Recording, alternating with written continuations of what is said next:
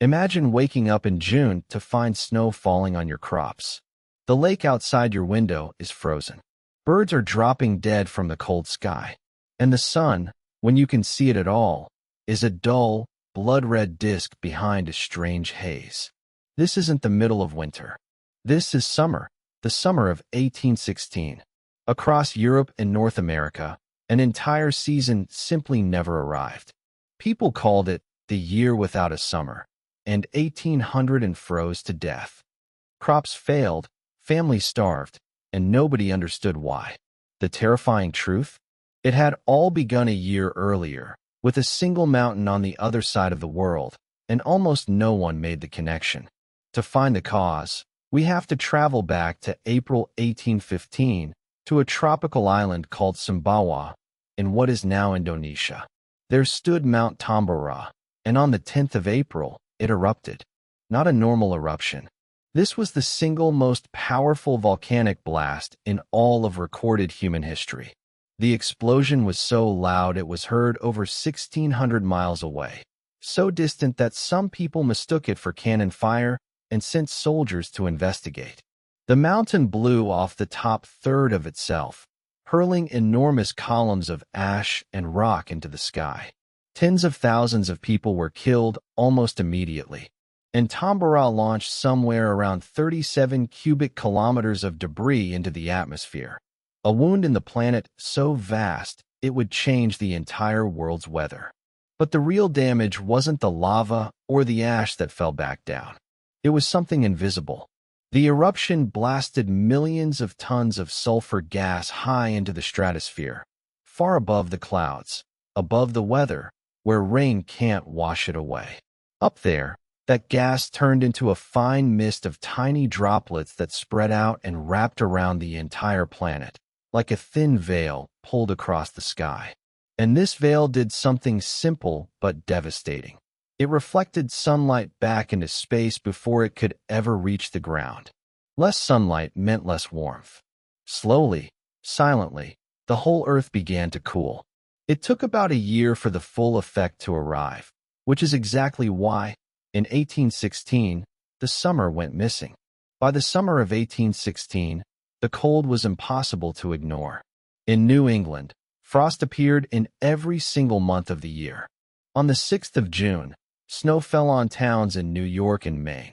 Real snow, piling up in the middle of what should have been a warm summer. Farmers planted their fields, watched the green shoots come up, and then watched killing frosts in July and August wipe them out again and again. Whatever survived the cold was finished by the relentless rain. To the people living through it, the seasons had broken.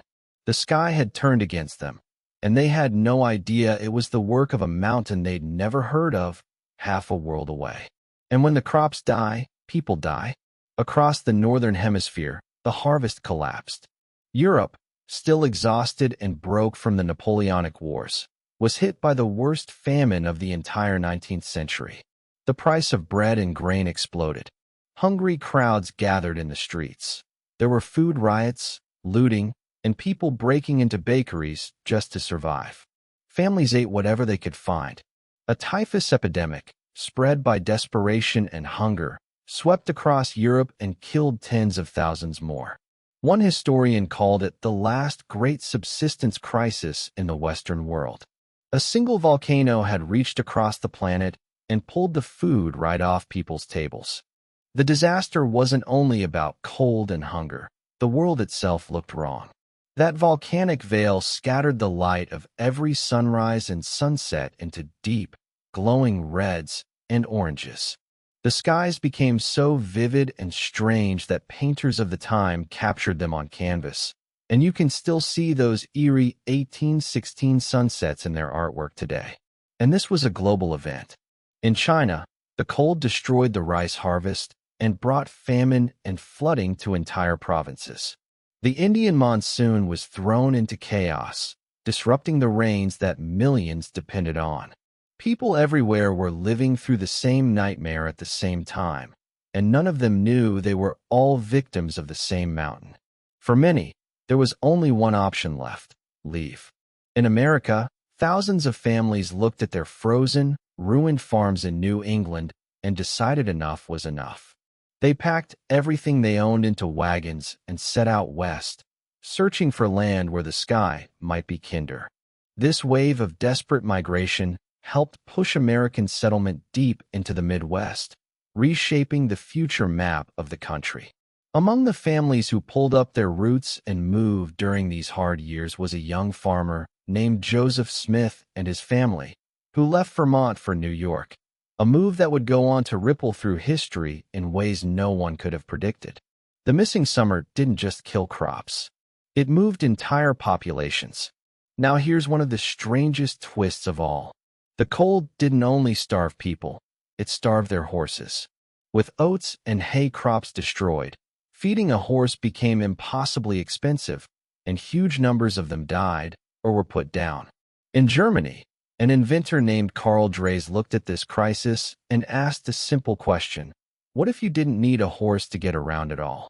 Out of that idea, he built a strange two-wheeled wooden contraption you sat on and pushed along with your feet. He called it the running machine. We know it today as the great-grandfather of the bicycle. So the next time you ride a bike, remember, it may exist partly because a volcano once starved the world's horses. But maybe the most famous thing born from that miserable summer was a monster. In 1816, a group of young riders were on holiday at a villa beside Lake Geneva in Switzerland. They had hoped for sunshine and boat trips. Instead, the volcanic gloom trapped them indoors for days, as cold rain and thunderstorms hammered the windows. Bored and restless, they made a challenge. Each of them would try to write the most frightening ghost story they could imagine. One of them was an 18-year-old woman named Mary Shelley. Haunted by a waking nightmare during those dark, stormy nights, she began to write a tale about a scientist who creates a living creature from dead flesh. That story became Frankenstein, and it was, in a very real sense, a monster conceived by a volcano. So think about what one mountain did. In 1815, Tambora erupted, and a year later, on the far side of the planet, summer vanished. Crops froze, hundreds of thousands starved, families fled across a continent, an inventor dreamed up the bicycle, and a teenager wrote the most famous monster in history. All of it traced back to a single eruption that almost no one at the time even knew about. It's a reminder of just how connected our world really is, and how fragile. One event, in one place, can quietly reshape the lives of millions everywhere else. If you enjoyed falling down this rabbit hole, give this video a like and subscribe. There's a brand new mystery every week. And I'll see you in the next one.